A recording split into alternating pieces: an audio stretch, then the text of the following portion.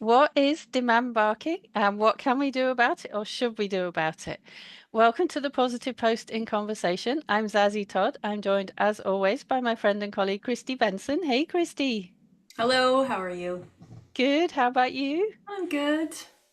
I think barking is a really useful topic for us to be talking about, but I think it's also really important to start by explaining what we mean by demand barking, or maybe even starting with some of the other types of barking, because dogs bark for a range of different reasons. And if you're having issues with your dog barking, it really helps to know why they're barking. So, for example, we can get dogs barking because they're afraid of something. And in that case, we need to do something either to stop the dog from having to face the thing that they're afraid of, or to stop them from being afraid of it altogether, or ideally combine both of those together. And also, we get dogs who watchdog bark. So they're dogs that are just saying, hey, there's someone coming to the door, for example. And that is, again, that's something quite different from fear barking. And so it really helps to know what kind of barking the dog is doing, doesn't it? It really does. Yeah, and I agree. Like dogs are bark, like you said, for many reasons. It's kind of one of their main communication tools, and we're lucky to have it, even though it may feel like a giant headache. We're lucky that they're so ready to communicate that way. And but it does, we do have to sort of sit back when we first hear the dog barking, or if barking has become a problem enough that you're like listening to podcasts or seeking a trainer. Figuring out why is the dog barking in the first place? How are we going to lump it into a big category? Because if your dog is scared, we don't want to be ignoring that. We want our dog to stop being scared. That's, directive number one. Yeah, and we've got a separate episode which is all about fear and anxiety in dogs and the things that everyone needs to know if their dog is actually reactive or fearful. So we'll put a link to that in the show notes. And today we're just talking about demand barking, which in a way we can say is the dog barking because they want something. I mean, that's kind of what the name of it means, isn't it? Yes. Yeah. So what demand barking is, how it usually evolves is dogs will try out different behaviors to get what they want, just like all of us. Like we try out going to work to get money to feed ourselves, so that we'll try, if we come across a door, we'll try pushing, we'll try pulling because we want to get through the door. So dogs will try various things. Say if your dog wants to be patted, or if your dog, surprise of all surprises, wants to eat more, they'll try different things. They might try pawing. They might try, nosing you. They might try sitting cutely if you're lucky. All of these things. And sometimes dogs try barking when they want something. The typical scenarios I think that dog trainers hear about a lot are dogs want food, dogs want patting, dogs want door opening services. So the dog tries barking, and because barking is annoying to us people, we respond. We're like, oh, please stop barking. I'm just going to pet you till you shut up. Or, oh, you're barking. It's giving me a headache. I'm going to open that door to let you out. Right? So the dog tries something on and it works. And dogs, being smart mammals, make that connection. Sometimes they make it right away. Sometimes, it might take a few trials. They make that connection and they learn, oh, the labor of barking earned me the paycheck of what I wanted. Yeah, so the dog is not upset at all in these cases, and they are getting what they want. And what's more, we probably have been rewarding them for this barking accidentally for quite a while before it gets to the point where we think, oh no, that barking is so annoying. I have to do something about it. So we have that history of reinforcing the behavior, which means it's already quite a strong behavior, basically. Yes. Uh, And anything that we've already reinforced for a long time, it can sometimes take a little bit of time to sort that out. But I think maybe the phrase demand barking is a bit of a misnomer, would you say? I admit, so I use it. And we're going to talk about this later. I have a course to help Mm. humans who have demand barking dogs, and I use it freely in the course. And I Mm. think it's just something that's become part of our language. But I think as dog guardians, I think it's worth us taking a step back and going, demand barking. Like, is that really? So we've taught our dog tried something on, and we've taught them that it works. So to them, this is labor that they're doing to earn a paycheck that they want in the world. So calling it demand barking, it implies something moral, that the dog is demanding something that they don't deserve. Whereas in Mm. fact, they deserve what they earned because they earned it, right? In their mind and in how we've been training them. So I think, sometimes people use other phrases to try and capture the fact that they're requesting, they call it request barking. Mm. And that to me also kind of gets on my nerves a tiny bit because like I go to work and I put in labor and then I get a paycheck. Is that Mm. demand working? Is that request working? No, I'm working, I'm doing labor for a reward, like a life consequence of getting, the money that I need to survive to pay my bills. So sometimes people call it operant barking, but which is a really technical term. So there's no good way of saying it, but I think it's worth taking a step back and going, okay, we do call it demand barking, but our dogs aren't being demanding. Mm. They're doing what we've trained them to do, number one. And they're also just putting labor into the world so that they can sort of find things that they enjoy. Mm. I think that's a really useful distinction because it's helpful for us to have a word to describe it. And demand barking or request barking, it makes sense to the human, so it helps us Yeah. to understand what it is. It helps us to distinguish it from watchdog barking or Yeah. barking because the dog is afraid, and that's an important distinction to make.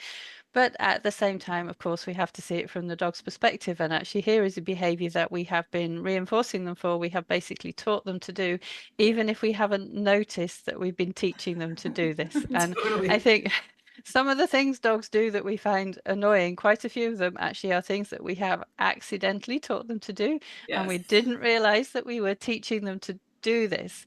So I mean, there are some fairly common situations in which this occurs. What kind of situation do you tend to see it in? Well, I think the two big ones that I said are around food time, and then door opening services, padding too. I think quite a few times dogs want some dogs want a lot of physical affection, and if barking is how they get it, barking is how they'll teach themselves to get it. Soleil, one of our dogs right now, will bark for you to throw something, to throw the ball, even if it's still sort of in her mouth, or if it's in her possession and she won't let you take it. So I think anything, if you think of what's fun that a dog likes that they can't get for themselves, Mm, then some dogs will demand bark for that for sure. Yeah. yeah, and Pepper, my Shih Tzu, he does demand bark occasionally, and I actually, be honest though, I don't find it annoying. I find it really cute. So, because he's quite cute anyway, and he doesn't do it very often. If it Yeah. became very common, probably I would think it was a bit much. And he's a little dog, so he has actually a very shrill bark. So Hmm. it's really ear piercing when he barks. But every evening when my husband prepares his own snack, he prepares a little extra snack with a bit for the dog and a bit for the cat. So Pepper Nice. knows that he's going to get his treats. He sees the snack being prepared and he knows that a little bit it gets prepared in advance. So he knows that a little bit later on, my husband is going to go through to the other room. He's going to take the dog with him. The cat will come running and they both are going to get some treats. But so he gets quite excited. He's got a good internal clock. He's seen the treat being prepared and he knows roughly what time it's due. But it's not exactly the same time every day. So if it gets delayed a little bit, first he gets really excited and he's kind of panting with excitement because he knows it's going to happen. And Right? then there comes a point where he's like, okay, this has gone on long enough, and he barks because he wants his treat. And I don't know. I just find it really cute, actually. Not annoying at all, but he's barking to say, it's time for my treat now. Where's my treat? I want my treat, which normally comes at that time. And I just think it's really cute, actually. But anyway, so most people don't find it cute. But you're So, allowed to. yeah. Audience, if you have a demand barking dog and you think it's cute, it's fine. And if you Call do, yourself a dog trainer because you trained your dog to do it. yes. And if you do, let us know. You can actually send us a text message and let us know, because we would love to hear about that. But so most people actually do want to do something about this, don't they? And you've got this wonderful course about it. So I'm going to ask you to share some of the ideas that you've put into the course of things that people can do or should do if their dog is barking because they want something and we've accidentally trained them to do it. Right. Yeah. So I think first step is to assess why, and this isn't the case for every dog, but Some dogs have an endless pool of want. For example, like the Labrador and food comes to mind, and we can't just give our dogs endless food, right? But I think it's useful in a lot of cases to step back and go, okay, our dog is wanting, and can we give our dogs more of what they want? Is there a way to make our dogs less sort of needy and less wanty, you know? Yeah, so I think it's worthwhile to sort of say, can we give our dogs more of what they like so that they're not being put into a position of sort of requesting us, demanding that we do things for them. And this is something I do go over in the course. And I think, you know, more walks, more enrichment. There's ways for us to fit giving our dogs more of what they like into our lives in a way that doesn't burden us as much as we expect. So that's really always the first thing that I go to in these cases. That said, and I think we can all try and give our dogs more, right? I don't think any of us are exempt from that. But that said, there are still going to be dogs who exhibit this kind of behavior, and we need to train for it. And training is enriching, so it's not, you know, contrary. We're not being coercive. We're not doing anything terrible for our dogs. But I think there are certainly there's definitely scenarios, and there's definitely dogs that it doesn't matter how much enrichment this dog gets, they're still going to demand mark, and it still is something that we need to train for our own joy, and our joy matters too. So I think a useful way to think about it is, okay, our dog is using a behavior to ask for something. Can I get the dog to use a different behavior to ask for it? So is this something that I'm going to give the dog anyways? If it's door opening services, if you let your dog in and out whenever they want anyway, can the dog learn something new, a different way of asking to be let in or out? Or honestly, get a dog door if you can, because that will make your life so much better. But, you know, so say if your dog wants patting and you're happy to pat your dog, but you don't want it to bark. I'd say get your dog to do a different behavior. So if your dog already has a suite of behaviors that they will do on cue, then simply switch the channel. And if when your dog approaches you and instead of barking, ask your dog to sit or jump up on the couch or do something else, and then you pat the dog. You can sort of preempt it by saying, you know, here's a new key to unlock what you want, right? If it's something that your dog is not going to get, you know, if your dog is that Labrador asking for more food when they've already eaten, then I think it's useful to do something. You sort of have two choices. You can train your dog to do something else. So another, you know, an example is laying down. Lots of dogs don't bark as readily when they're laying down, or they don't bark as readily if they have something in their mouth. So turn it into a time for a game. Your dog, you know, cue your dog to go get their ball and then play a little bit of ball with them, or cue them to lay down, and then, you know, they can lay down for a while and then either get a pat or maybe a ball throw or something. So I Yeah, think so I training. think there are lots of options, and it's really nice to know how many options there are. But also, I love how dog focused this is. So it's really thinking about the dog's welfare and what's good for the dog's welfare. And sometimes they can have more of that thing. And I think, you know, no one is deliberately depriving their dog of play or food and things like that. But some dogs, they really can benefit from a lot more enrichment. And most people love it actually when they start providing more enrichment for For their dog or sure. doing more training. It's nice for us because Yeah. who doesn't love to see a happy dog? So I think that's a Sure. really important consideration that you mentioned. It is, yeah, and I think taking it away from viewing it as the lens of how can our dogs annoy us less, and viewing it more of how can we either work with our dogs in partnership, or how can we make our dogs' lives better so that this problem kind of isn't as prevalent, is useful. But there is also going to be cases where you can't give the dog what they want, and you know, they can't have more food, they can't go outside because it's not safe, or what, you don't have a yard, what have you, and or you can't pet your dog 24 hours a day. And then I'm perfectly fine using negative punishment in those cases. So using a timeout to get a dog to say, dog, hey, you know what, you can do anything you want right now except for barking. You know, I'm not going to make you lay down for 10 minutes. I'm not going to, etc. I'm just going to say, if you bark at me right now, you'll go in timeout for 30 seconds. And that is, I don't feel like it should be considered like the be all and end all terrible endpoint. I think it's a useful training tool to help you know, remove the one particular annoying behavior while still letting the dog have free choice about what else they're doing. And that's covered in the course too. And I think it's important to mention that that still is a reward-based method. And from a scientific perspective, that still counts as a reward-based method. And it would be ridiculous if you couldn't say, okay, my dog is barking nonstop. I want to turn my back on them just for a matter of seconds, to make a difference or to show that you're not enjoying it. And unfortunately, sometimes when people mention these things, they think, oh, you're going to be really mean and you're going to shut them in a room and leave them there for several hours. And that's not it at all. So this is it, it's a really effective way of dealing with the behavior.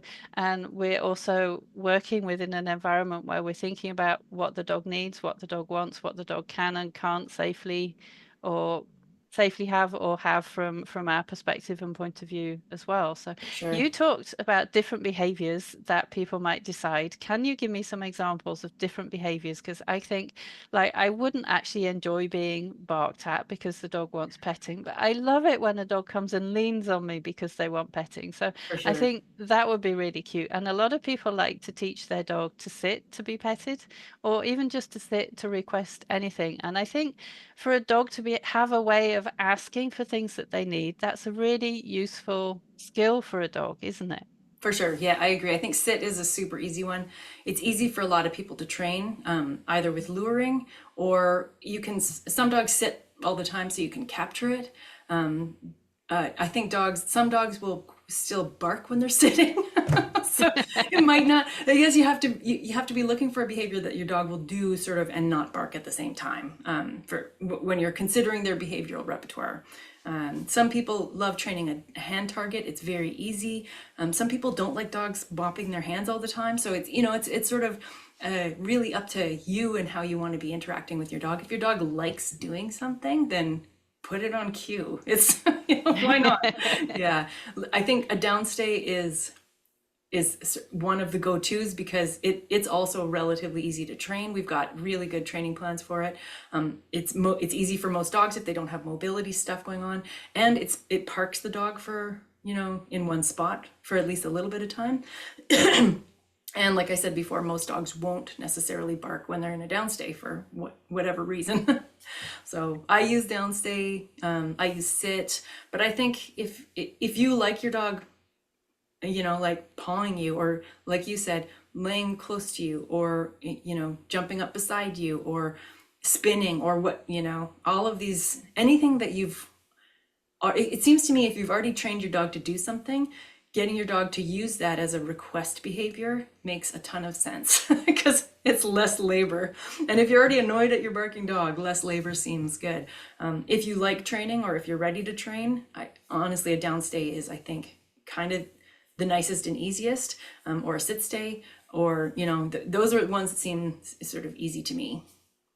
Yeah, I think so. I think a downstay is a really good one to know about, and dog sitting, they might still be barking. It depends on the dog, Depends but on, I yeah, think that's DOD, depending on dog. yeah, it depends on the dog. But also, I think it becomes really cute when you have a dog who knows, like you see them and they're sitting or they're lying down, and you can see like on their from their body language and their expression, it's like they want something. I think that's really cute. Yeah, they get all hopeful. Yeah. Yeah. And then it's our job to think, okay, what do they want? Because they might be wanting different things at different times, but it's up to us to Oh work yeah. out what it is and give it for them. Yeah. So And if you really like training, and or if you have a really bright dog, you can use like speech boards, or you can look at how the dog is interacting with their own environment, so learn their language. Like if your dog looks at the door or goes to the door and then comes and sits to you, then they're showing you with their behavior.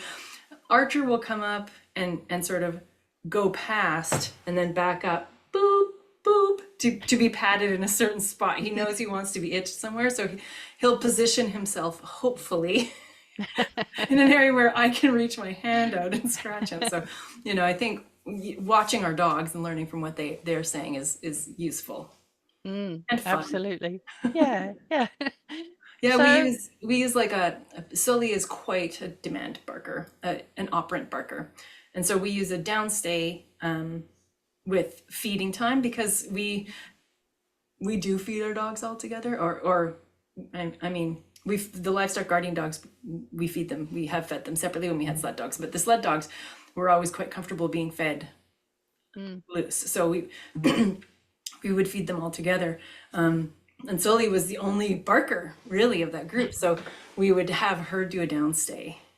Mm. And then she would also be given a little bit of a, last time we talked about guarding, and she would be a little bit of a guarder. So this was for that too. Yeah. So we use a downstay for that. And then also she demand barks outside to have the ball thrown, particularly if we have guests over.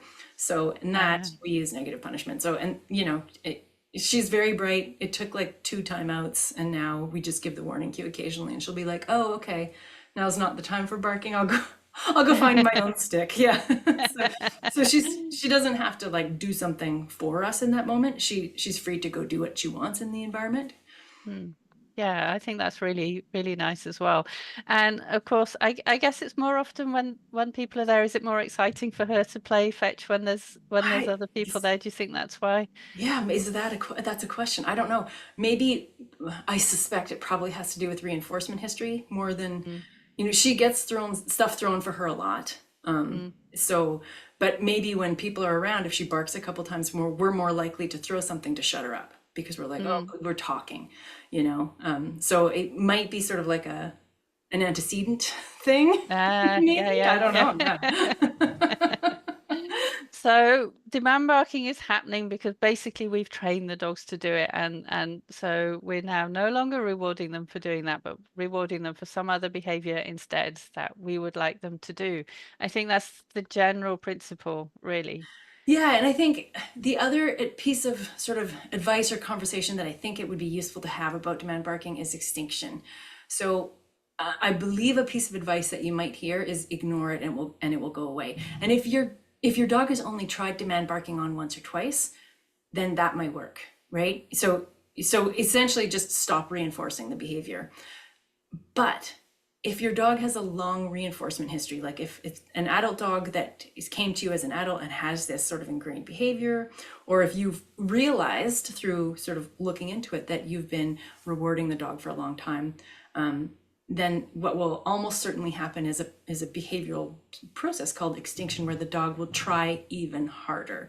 And I think it's unpleasant for the human, but I also think it's veering into unpleasant territory for the dog, right? The rules have changed and there's no new rule in place. So they're just like, what? This used to get me padding. This used to get me door opening services. I'm going to do it harder and louder. And you see dogs getting a little bit, in my opinion, they can get a little bit upset, right? Mm. This used to work and it's not anymore. What's going on? Why? So I think in cases where your dog goes into that extinction process, where they try louder and harder, pawing harder if they were pawing you, barking longer and louder if they were barking, I don't think that's pleasant for the dog. So Mm. instead of going right to extinction or extinguishment of a behavior that was previously reinforced, I think it's kinder to train them to do something else, if you're going to give them that thing, or use one of the other techniques that we talked about if you're not. Yeah, so give them a new rule. Don't just let the old rule diffuse. If the dog is doing this thing where I tried to stop patting, but then he just got more and more and more barky, and it's very predictable that dogs will try this. It's a well understood behavioral phenomenon. Yeah, so I would say don't let extinction be your go-to if your dog is getting to that point. Yeah, I agree. I think that's another one of those common misconceptions. And also for the person doing it, I'm going to throw in a technical term. So you talked about the dog barking more and more because it's no longer working and they're trying to make it work. And we call that an extinction burst.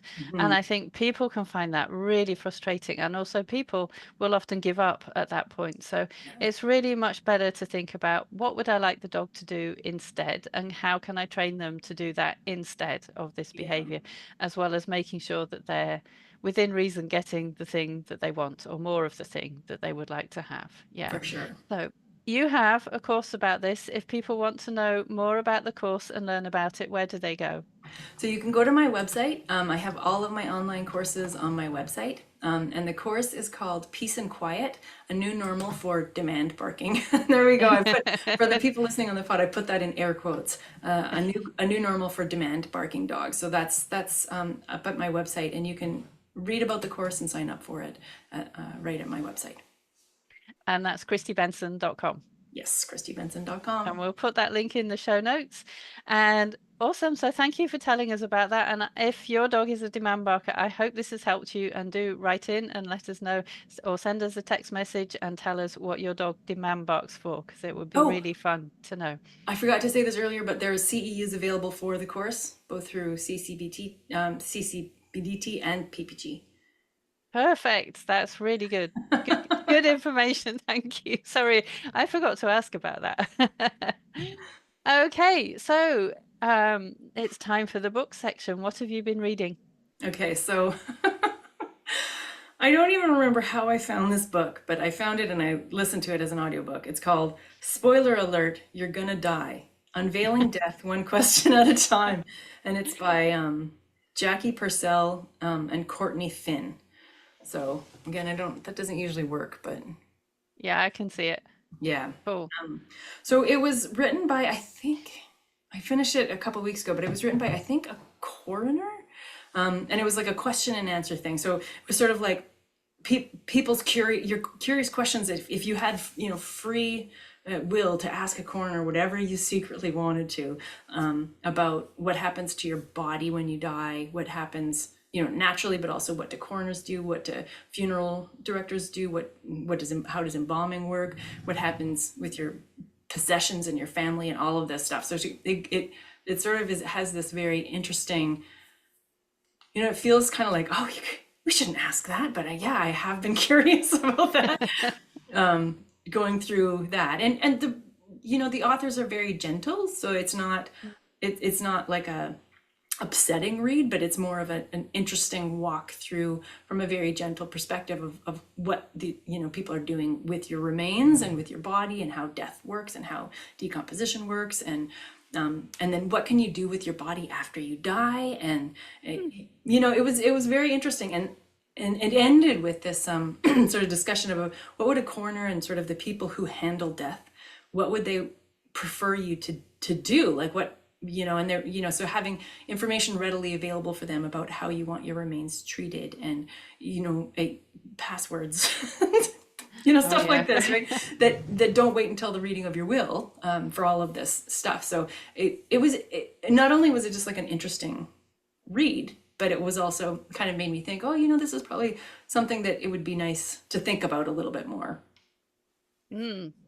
That sounds really interesting. Like it has answers to lots of questions that people would like to know, but also probably raises lots of questions for things that everyone should think about, and we It was, probably yeah, I don't would like say, thinking about. yeah, and it definitely, I think it's we do ourselves a disservice as like humans, especially as aging humans, if we don't get comfortable talking about death and dying. So I think this is a little bit, of a walk in that journey. I didn't love the question and answer format in an audiobook. It wasn't as well handled as I would have liked. But even with that, it was a good read. So, but I found it sort of like a little bit weird how it was hard to tell what was a question and there's two narrators and you couldn't tell who is narrating at a particular point. So Yeah. Oh, well, still, it sounds good. So thank you for telling me about that. I have been reading a novel. That's Junie by Shalene Knight. okay. I love that cover, actually. I think that's a really nice cover with all the different colored dresses. So this is set in Hogan's Alley in Vancouver in the 1930s. So Hogan's Alley was a black area in Vancouver where there were lots of clubs and restaurants that lots of people from other parts of Vancouver came to in the evening. So it was a really popular nightlife area, and it's set there, and it's told mostly through the eyes of Junie, who is a girl whose mum is a singer in one of the clubs. And she's very artistic, so she sees all the things around her and she sees all the colors. And she has a close friend, another girl her age, who's a really close friend in the school. And she has a couple of adults who also kind of look out for her a bit, which is really helpful because actually her mum drinks too much. And I read the first half of it all in one sitting. I couldn't put it down. It gives you a few different perspectives of different characters, and Hmm. it's a really good read. And so what happened to Hogan's Alley was that actually the city of Vancouver bulldozed it to make space for a road. So it doesn't exist anymore, although there is a society about the history of Hogan's Alley. So you can still these days you can still find out something about it. But so it's set in the period when Hogan's Alley was such a vibrant community, and you really get a sense of what the community was like and therefore what's been lost. But also through Junie's eyes, you get a sense, kind of a foreboding that things are going to start falling apart. And not be the same again anymore. So that's a really good read. I've really, really enjoyed reading it. And it's nice to read something set in Vancouver in the 1930s. It's Yeah, really totally. interesting. Yeah. Very cool. That sounds great. Yeah. Yeah, it is a great read. So thank you for listening. That's all we have time for today. Please subscribe to make sure that you are the first to find out whenever we have a new show, and we'll see you next time. Bye. Bye, everyone.